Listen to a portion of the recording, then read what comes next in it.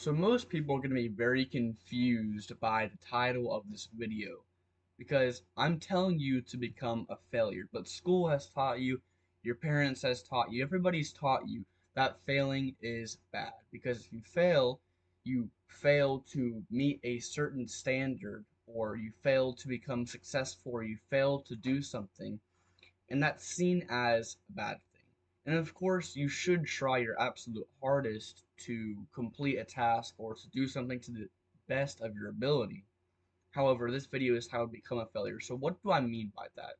Well, I mean that you need to fail in order to succeed. I don't think there's been a single person that we currently know of that is famous, that is rich, that is successful, that hasn't failed along the way, that hasn't reached a certain goal, that hasn't gotten to the top of the level that they want to be, or something. They've failed at something along the way.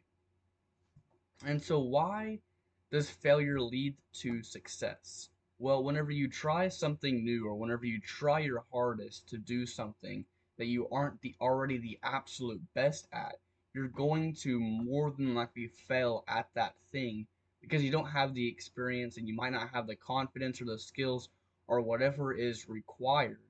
But what you should always have is the ability to work hard because that's a mindset. That's something you can adopt instantly rather than a skill that you actually have to learn.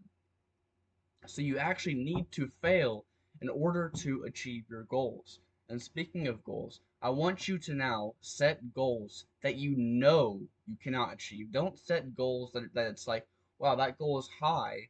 It's a pretty good goal, but I know that I can achieve that goal. Set goals that you think you can't achieve. Don't aim for $10,000 a month. Aim for $10 million a month. And to the average person, $10 million a month is not only a lot of money, but it actually seems like an amount of money that is impossible to achieve.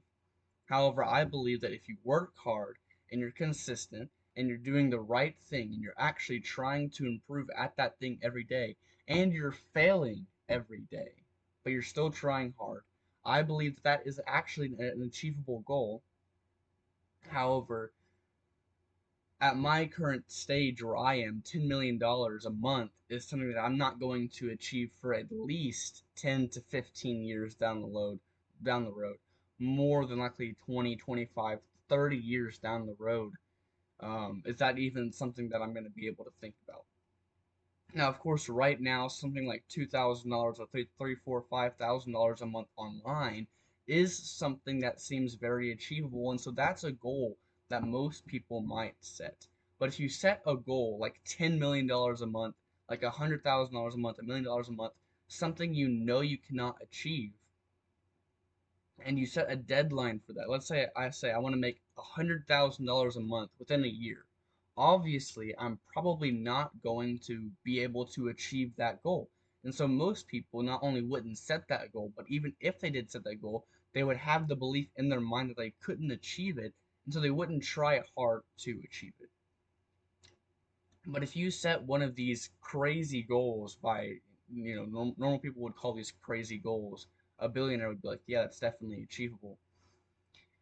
Whenever you set these goals, and even if you fail to achieve this goal, let's say you know you can make $50,000 within the next month, but you set a goal for $100,000. Now you might not achieve that goal, but you might achieve $55,000. You might achieve $60,000. More than likely, if you set a goal that you know you cannot achieve, and it's significantly higher, maybe even double or triple the amount that you think you can achieve, you'll probably go 1.5 times, 1.2 times, a little bit extra than what you would have gotten. Because if you would have set the goal for $50,000 a month that you knew you could achieve, and then you got 50,000, then you'd stop. But if you set the goal for 100,000, then you could get 70,000, you could get 80,000. And of course, you failed. You became a failure. You failed at that goal, but you still made more than what you thought you could achieve. So you can obviously see how that's beneficial. And the last thing is you have to learn how to come back from these failures because most people do fail at a lot of things. But most people aren't failing enough at the thing they should be failing at, which is like their financial goals, their physical goals in the gym, right? You failed to bench press that amount. Good. You failed. Now the only thing you can do if you're trying hard and you're consistent and you're doing the right thing every single day, if you stay consistent, then failure is simply the time in between success and your starting point. So the main point I want you to get from this video is you need to stop viewing failure as this terrible thing you need to stay away. Now, of course, you want to stay away from failure. You don't want to aim to fail necessarily.